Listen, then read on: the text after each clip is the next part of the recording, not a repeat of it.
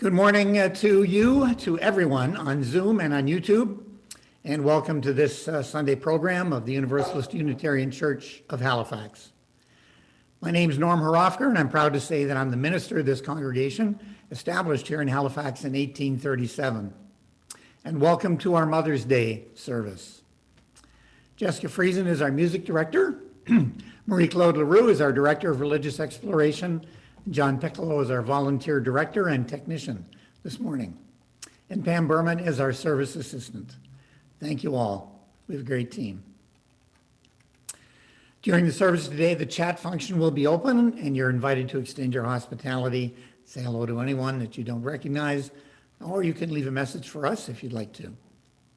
If you're not already receiving notifications for the church and you would like to receive updates on a regular basis, please send an email to minister@uuch.ca, and we'll add you to our listserv.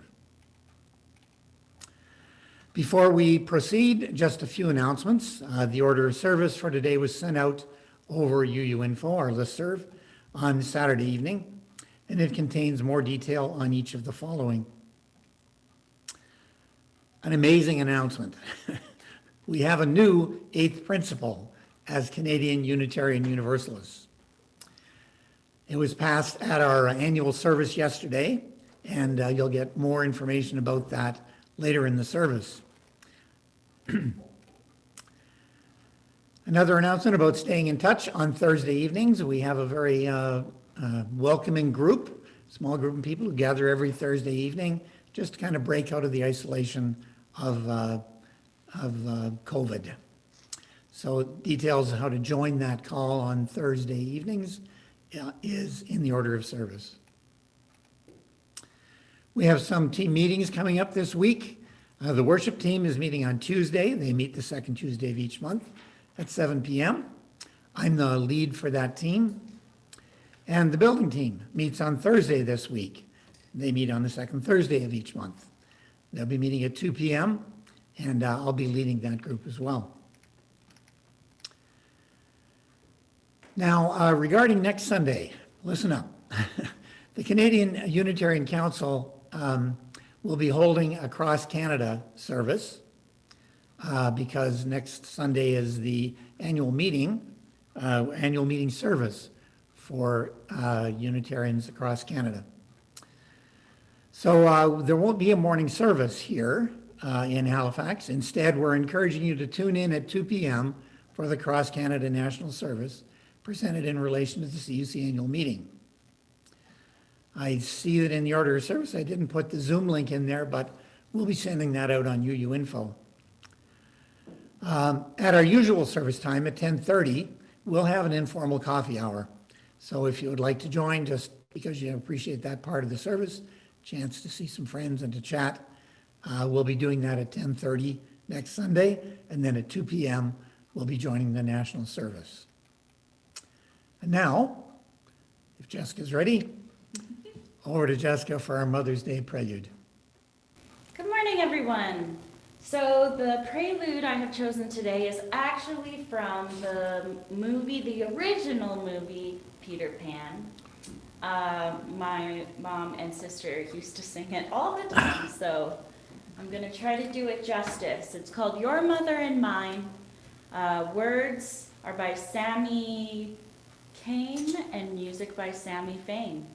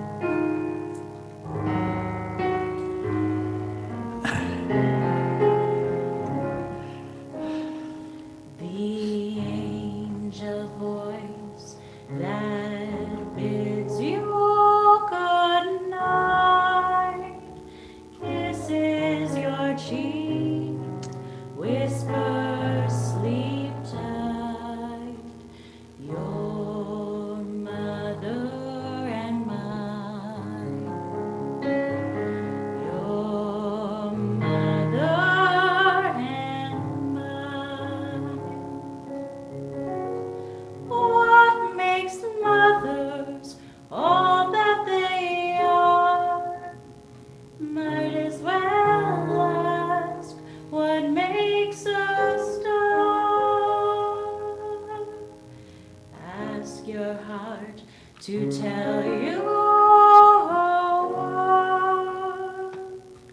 your heart will say. Heaven on earth, oh, your word divine, your mother and mine.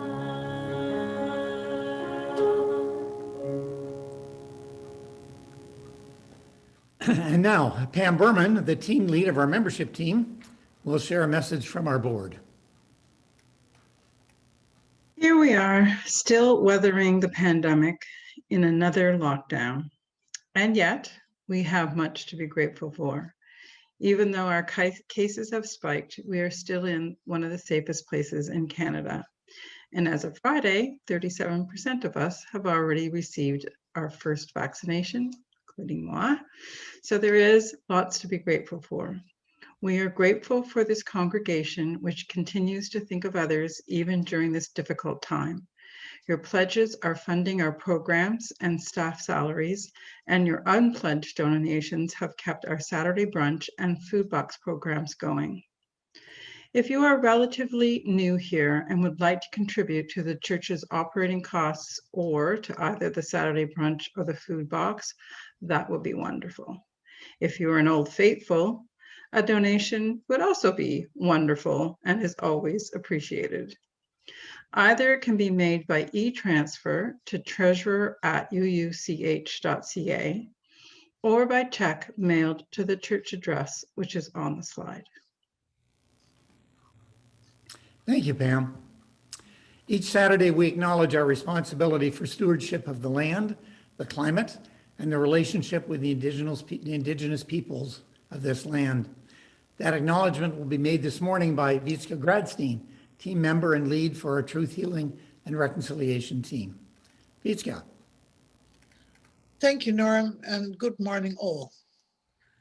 Bill C-15 is about the implementation of the United Nations Declaration of the Rights of Indigenous Peoples, or UNDRIP as we know it.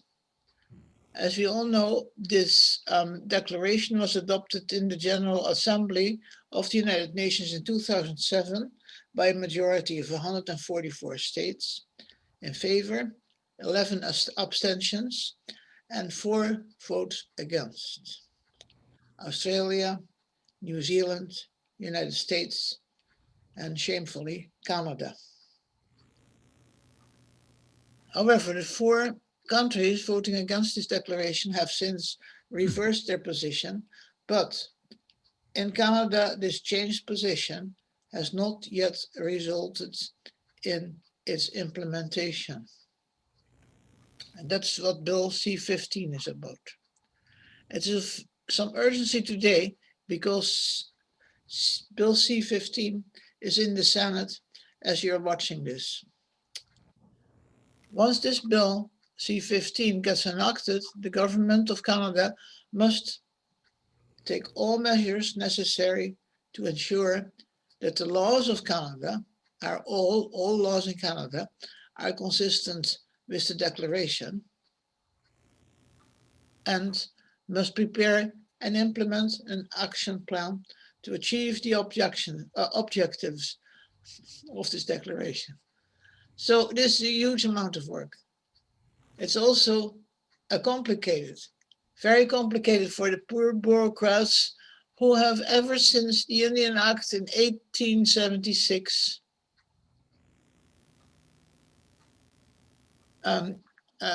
been forcing the First Nations peoples to lose their culture and become just like Europeans. I myself was an immigrant from Europe, from the Netherlands, but nobody forced me to lose my culture. My care workers, for instance, I'm now old, my care workers, for instance, think it is interesting that I eat the same breakfast as their other Dutch client does. They think it's quaint. And I flaunt my culture. I am proud of it.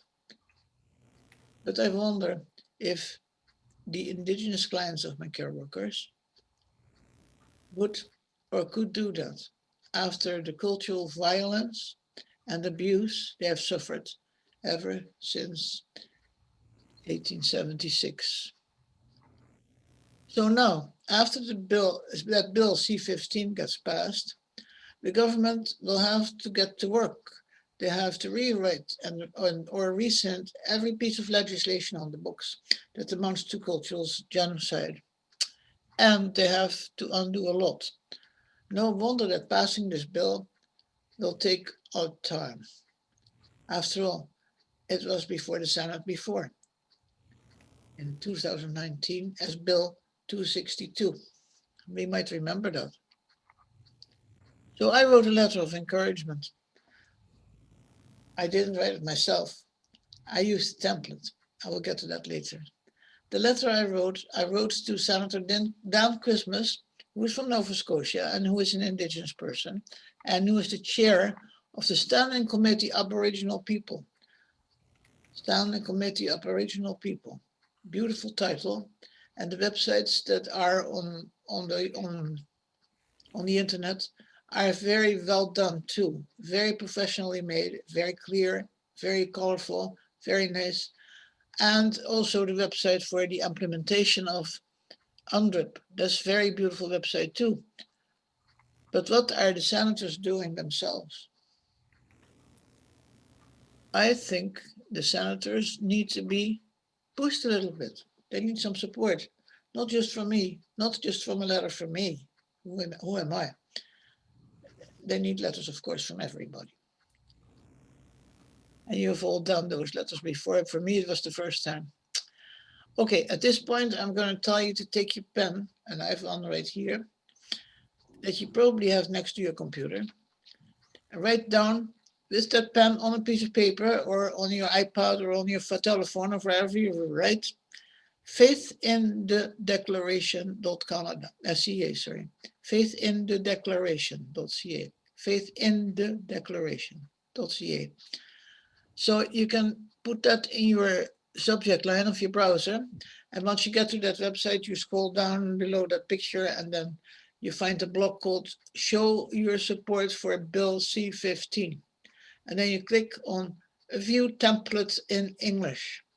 And then you are on the page where the template for that letter is. And after that, you have to use your own knowledge of how to do things. It's really not very difficult. You can also go back to the beginning, and there you are encouraged to watch a video, which is extremely worthwhile watching.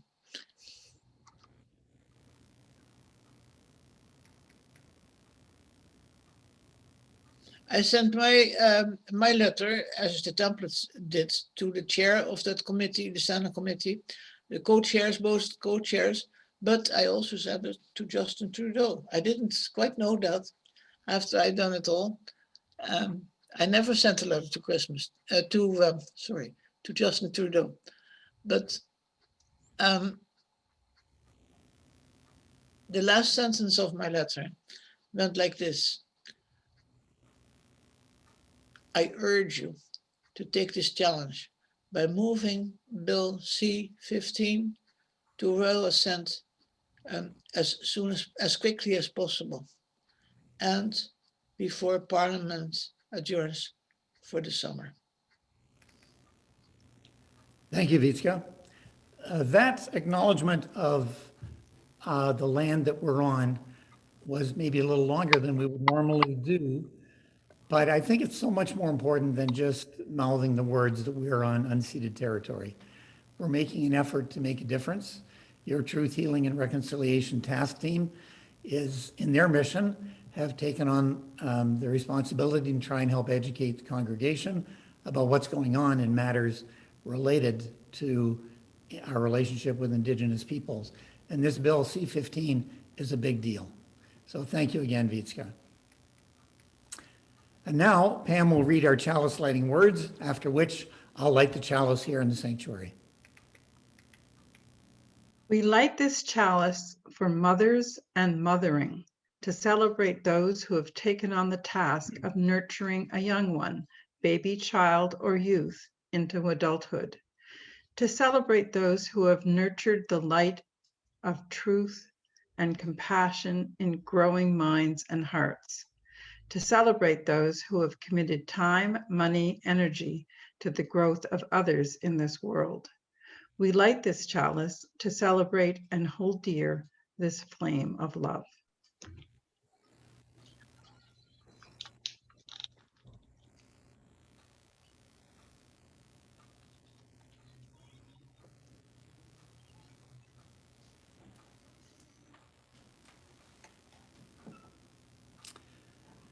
And now Jessica will lead us in our opening hymn.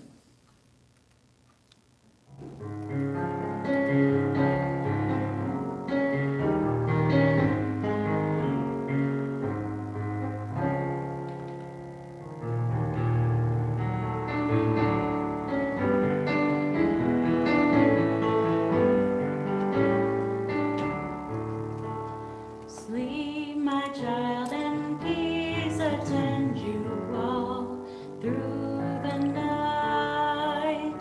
I who love you shall be near you all through the night. Stop the drowsy hours are creeping, ill and fill in slumber sleeping. I, my loving vigil keeping all through the night. Mother, I can feel you near me all through the night. Father, I know you can hear me all through the night. And when I have your age near me, I will remember clearly how you sang and held me dearly all through the night. While the moon her watch is keeping all through the night. While one half the world is sleeping all through the night. Even while the sun comes stealing, vision of the day revealing, creates a pure and holy feeling all through the night. Thank you. I was raised with a simple stereotype of Mother's Day, a kind of Hallmark cards Mother's Day. But this morning we'll be taking a more inclusive look, and we'll begin that with our time for all ages. Over to you, Marie-Claude. Good morning, everyone, and happy Mother's Day. Today is also called Mama's Day in honor of all the colors, roles, and diversity of mamas and all the hard work that they do. Sometimes it's easy to think of only one kind of Mother's Day, the one described in the cards available at all our grocery stores and pharmacies. But as UUs, we recognize that there are all kinds of mothering and all kinds of folks who mother. There are also many ways of celebrating mothers and mothering. Here are some of the celebrations found around the world. In India, Hindus honor the goddess Durga, the protective mother of the universe. Ma Durga is the divine mother protecting all from evil and misery. The celebration is a 10-day festival known as Durga Puja in the fall. It's considered both a religious ceremony and a time for family reunions. Families spend weeks preparing food, gathering gifts, and decorating their homes for the festival.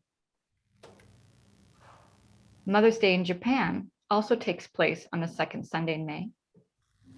For Japanese mothers, the day is symbolized with beautiful carnations, which represent the gentle strength and endurance of motherhood in Japanese culture. Children greet their mothers saying, "Haha no hi," and gift them with flowers. The history of Mother's Day in Japan goes back to 1913, when Mother's Day served as a commemoration of the birthday of Empress Kojin, the mother of Emperor Akihito. Later, a version of Mother's Day, grew popular following World War II as a way of comforting mothers who had lost sons to the war. And then once the fall rainy season is over, Ethiopians begin their Anthrosh festival, honoring the mothers in their communities. The festival lasts for 3 days, and family members from all over flock home to celebrate their moms with large feasts. They don't come empty-handed either. Daughters are responsible for bringing the butter, vegetables, spices, and cheese, and the sons bring home the meats that include lamb and bull. Everything gets mixed together into a traditional hash. Then, the entire family spends the rest of their time singing and dancing with mothers and daughters, spreading butter on their faces and chests as part of the ceremonial dances. And the men sing of heroes and how they honor their families. I hope that you enjoy your Mother's Day, celebrate it in the way that's most meaningful to you, honoring the mothering that's been important in your life. Thank you. Jessica will assist me now as we take this special time to reflect on our joys and sorrows. It's a sacred time in our service. It's a time that we set apart to honor the many joys and the many sorrows that you, the congregation, are living, and to acknowledge the mutual support of our community. We'll light one candle first for the new 8th principle of the Canadian Unitarian Universalism. It reads, "We, the member congregations of the Canadian Unitarian Council, covenant to affirm and promote individual and communal action that accountably dismantles racism and other oppressions in ourselves and in our institutions. May this principle be a beacon guiding us to a more just and inclusive society." Today, again, I'll ask Jessica to light a candle for all those who are here with us or in our thoughts, who are struggling mentally, physically, financially, or emotionally.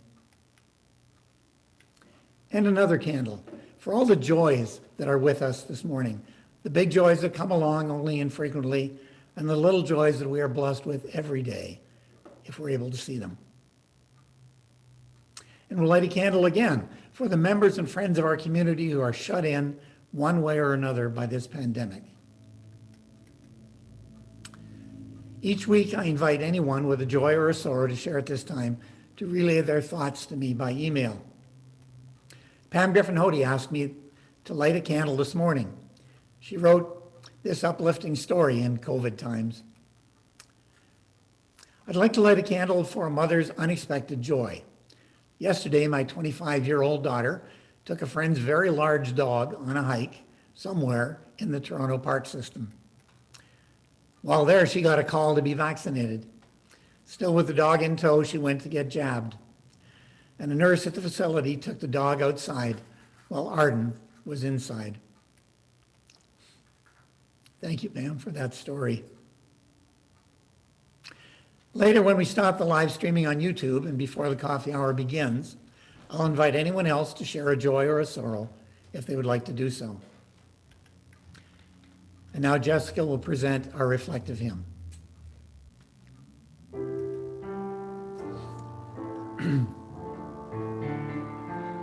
May I be filled with loving kindness. May I be well. May I be filled with loving kindness. May we be well. May I be peaceful and at ease. May I be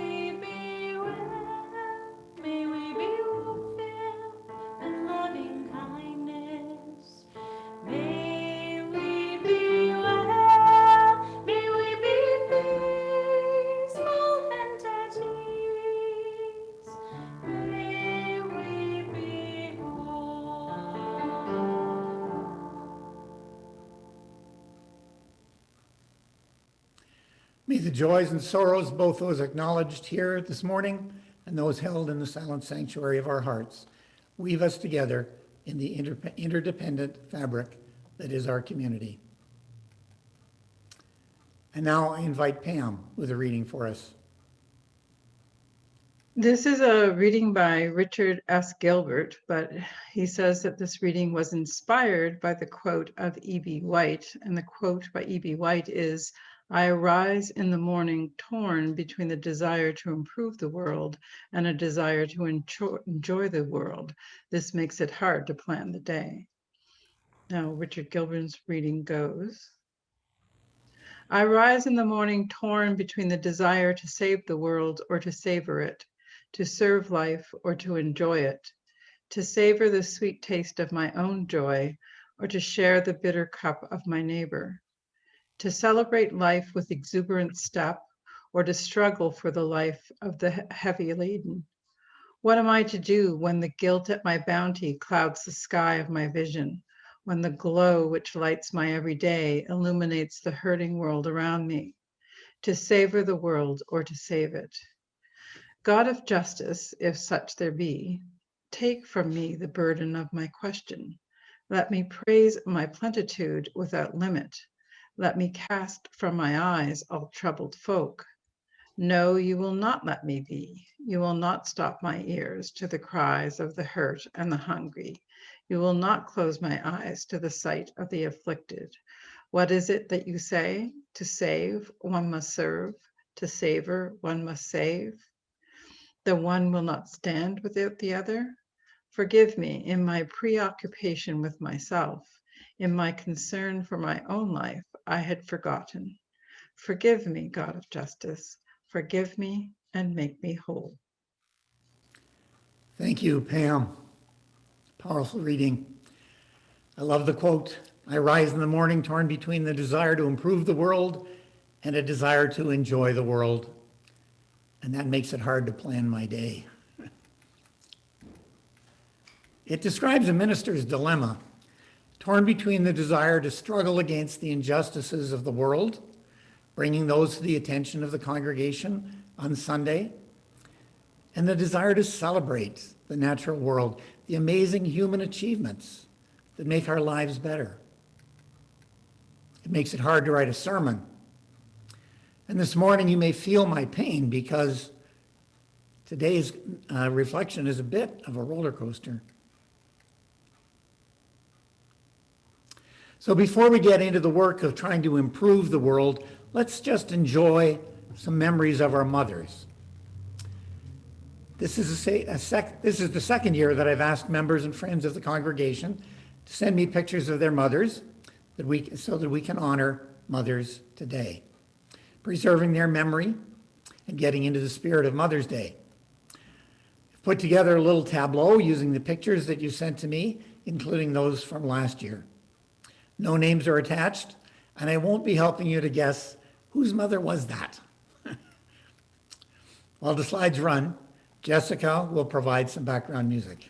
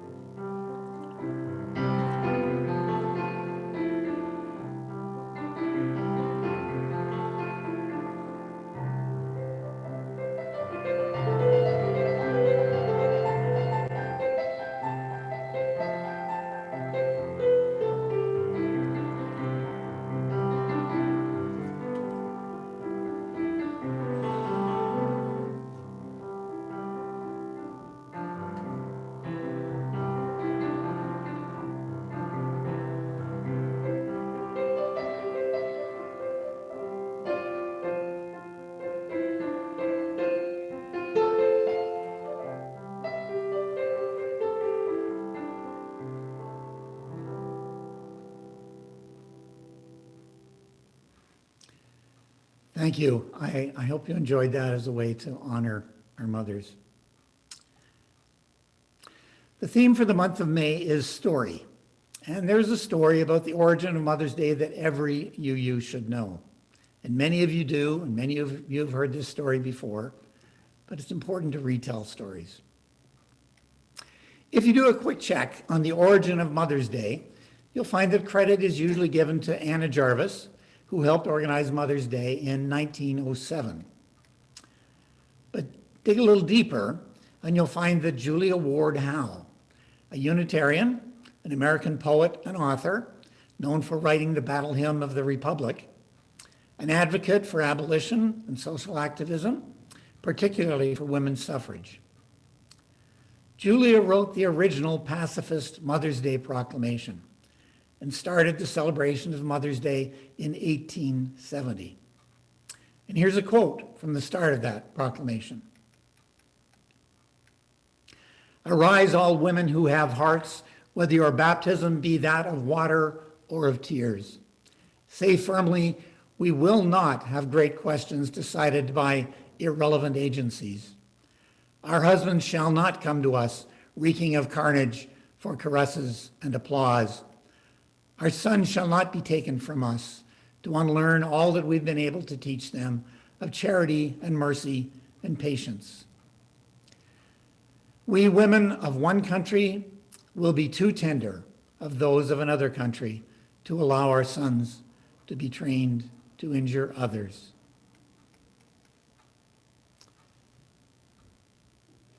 The original Mother's Day pacifist proclamation. Unfortunately, it didn't take root. The problem was I don't think anyone could figure out how to sell chocolates or flowers in volumes on a day dedicated to a mother's quest for peace.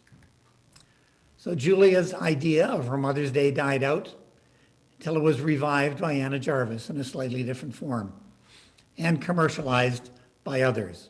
I can't blame Anna Jarvis for the commercialization of Mother's Day. But there's a story for you. And we'll be telling other stories during this month of May, where our theme is story. And today, this day, we're writing an entirely new story for Unitarian Universalists in Canada that I hope to connect with Mother's Day. I'm speaking of the story of the adoption of the 8th principle of the Canadian Unitarian Universalists. In the words of David Bream, welcome to a new story. Welcome to a day unwritten. We gather now to speak of possibility. See, the idea for an 8th principle of Unitarian Universalism has been in the air since at least 2017. And there's been a team working on the project in Canada. And they made a report to the annual meeting of the CUC just yesterday, all of which was planned and on the agenda. The team presented wording, but they weren't ready to move adoption. We were going through the process of consultation with congregations. And then the unexpected happened. And a motion from the floor was brought forward, and the next thing we knew, the 8th principle had been adopted and was officially ours. It reads, "We, the member congregations of the Canadian Unitarian Council, covenant to affirm and promote individual and communal action that accountably dismantles racism and other oppressions in ourselves and in our institutions." The manner in which the 8th principle became part of our story as Canadian UUs will be told and retold. And clearly, that story is just forming now. See, it proved easy to adopt a principle at an annual meeting. It will undoubtedly be harder to make that principle part of the story of our lives as community in the years ahead. It's more than ironic that our congregation had just concluded its session on a workshop on anti-Black racism the night before this meeting of the CUC and the adoption of the 8th principle. So how do I knit that story into the story of Mother's Day? Our new principle is about dismantling racism and other oppressions. The oppression spoken of here can be a subtle thing. It's the oppression that comes from having a default, a so-called normal condition or neutral position. Our problem with race in Canada is that the default normal is white, and everyone is expected to conform to that norm or to be considered something different. White isn't considered a description of a racial group. White is the normal, and everyone who is not white is racialized. This morning on Mother's Day, it occurs to me that we also have an oppressive normal expectation of motherhood. It's the story of motherhood that I grew up with. The dedicated, much-loved, stay-at-home white mother with 2.5 children living in the suburbs, planting flowers in the garden, and making dinner for the family. Now, I grant you that vision has expanded to include career moms as well, but there still lingers the idea that there is a normal for what motherhood is, and all others are the exception. But mothers are human, and there is amazing diversity in all human activity. And if we expect people to conform to the norms, we inevitably will be oppressing the exceptions. In the words of Mary Harrington, all that life is made of, mothers are made of too. Today we sing the songs of so many, mothers who are single parents, foster parents, mothers who relinquish their young out of necessity, mothers who found in their heart adoption, mothers who left their children in 1,000 different ways, mothers who rejoice and mothers who mourn. To which Linda Susan Ulrich adds, grandmothers, aunts, extended family members who mother, soon to be mothers, the wish they were mothers, the never wanted to be mothers, and the it's complicated mothers, the birth mothers, the foster mothers, the adopted mothers, the stepmothers, the used to be dad mothers, the more than one mom mothers, the single mothers, the separated mothers, the stay-at-home mothers, the unhoused mothers, the grieving mothers, those who grieve their mothers, and those whose grief is complex. So mothers are a complex lot. Our ideal of a normal mother is an impossible standard. But you knew that, right? I now invite Jessica to provide an interlude that celebrates your memories of mothers in music. So I got a lot of requests through email of many different songs that reminded you of your mother. So hopefully you hear it in here, and please enjoy.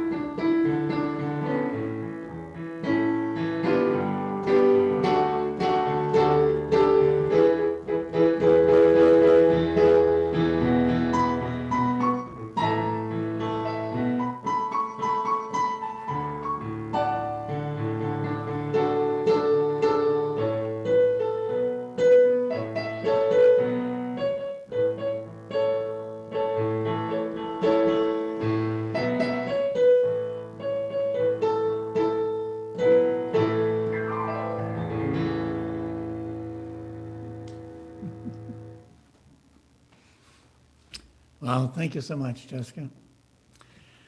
Listening to that reminds me that music is one of the ways we savor the world. And it's such a simple thing. I mean, it's vibrations in the air striking our eardrum. It just, but it carries so much. So from savoring the world back to dealing with the world's problems.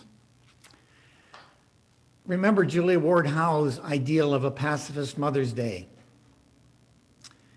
Keep that in mind as I take you to another image of Mother's Day. And I know the service is a bit of a roller coaster ride, but life is like that sometimes. Yesterday morning in the shower, I was blissfully unaware of much of anything that was about to unfold in the day ahead, including our eighth principle. But I heard a story on the radio about Canadian mothers and children being held in internment camps in Kurdish northern Syria. The article was based on a documentary, and later I was able to download that documentary and watch it. It's called The Return: Life After ISIS. I was kind of aware of this on the periphery of my conscience, but now it was staring me in the face. There are approximately 65,000 women and children in these internment camps in northern Syria and Kurdish-held territory. Most of these women were married, often in forced marriages, to fighters for the Islamic Caliphate known as ISIS.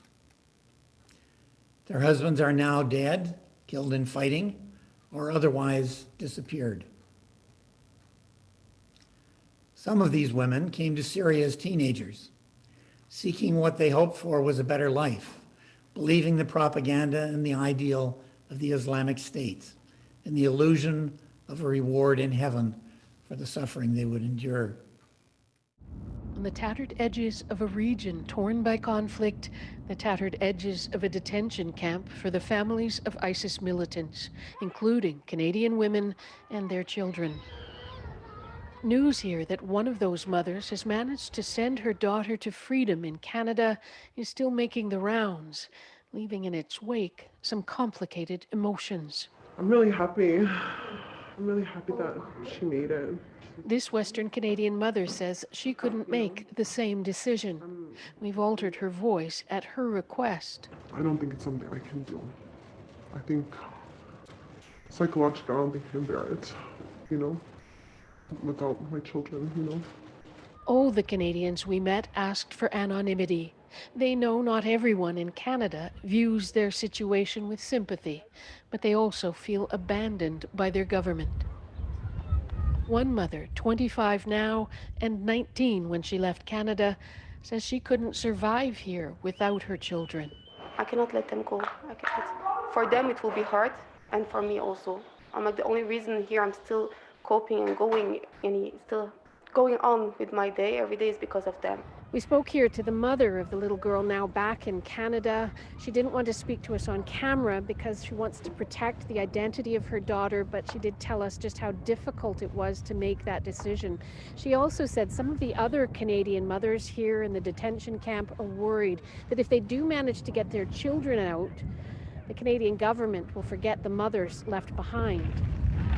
It's just a fraction of the anguish housed behind the barbed wire, but inevitably finding voice. Another Canadian approaching, shielding her face, but begging us to photograph her 6-year-old daughters, pointing to lesions on her skin. It's Canadian born. Why is she still here? I'm tired. Every day I'm in fear. Give me that judgment. Why are you judging my kid? Margaret Evans, CBC News, Northeastern Syria. I almost feel like I need to ask your forgiveness for showing you that video on Mother's Day. But mothering is complex, and the world is complex. There are at least 37 Canadian mothers and their children living in these camps. And their families, their parents, their brothers and sisters are trying to get them brought back to Canada. along with those children. Under international law, Canada is obligated to accept them back into this country. And Kurdish officials are pleading with our government to do just that.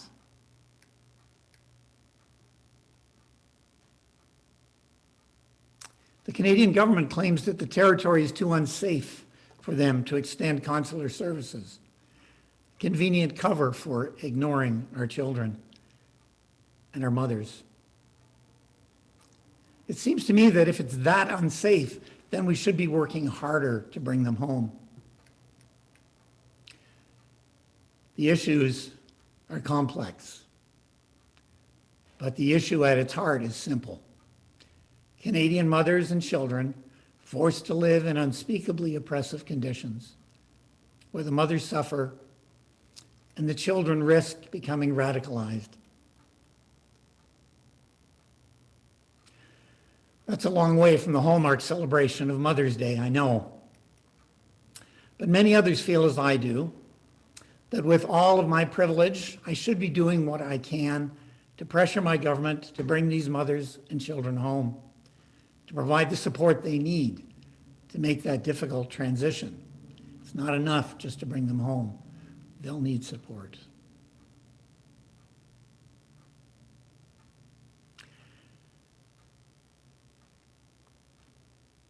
I think my mother would want me to do that.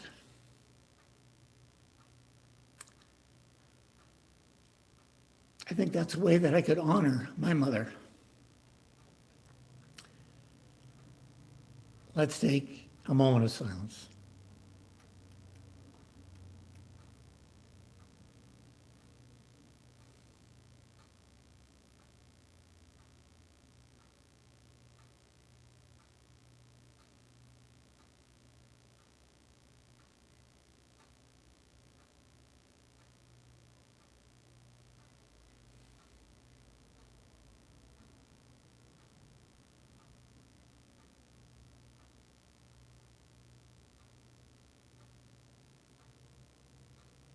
Thank you.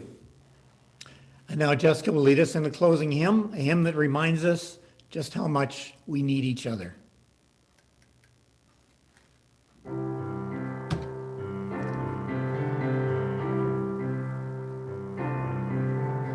When I am frightened, will you reassure me?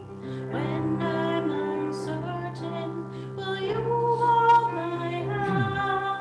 Will you be strong for me? Sing to me quietly. Will you share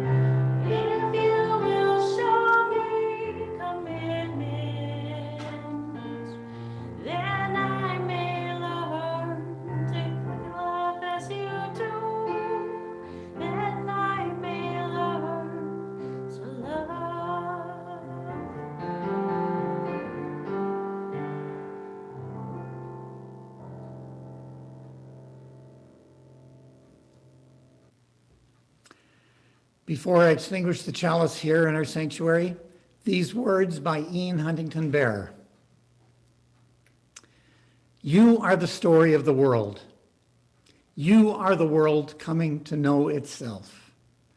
May you trust that all you will ever say or do belongs to the story of the world.